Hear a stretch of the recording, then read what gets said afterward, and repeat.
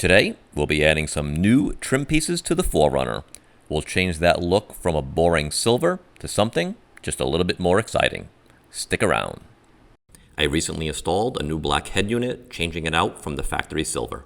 I really liked the color change, so I decided to do a little shopping and see if I could find some more interior pieces to match the new head unit.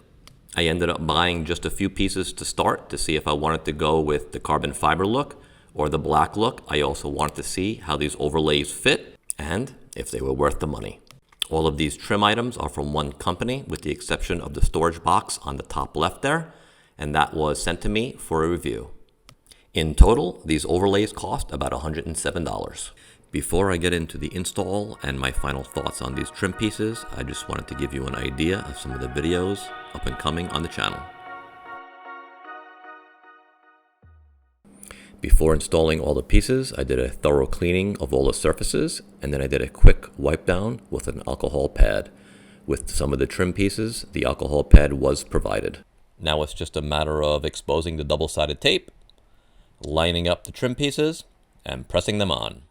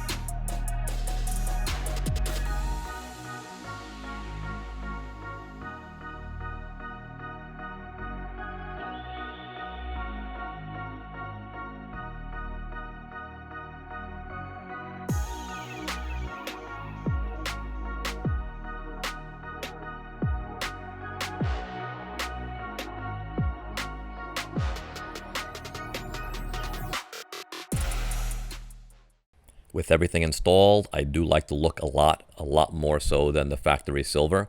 If I had a chance to do it over again, I probably would have chosen the matte black instead of the carbon fiber, but I'm still happy with it. I'll leave links for all the products that I use in the description below, and those carbon fiber pieces do come in the matte black as I mentioned, so you do have a few options there. They also do make a ton of other trim pieces, a lot more so than the ones that I ordered, so pretty much every piece of silver in my interior I can change over to either carbon fiber or black at any point.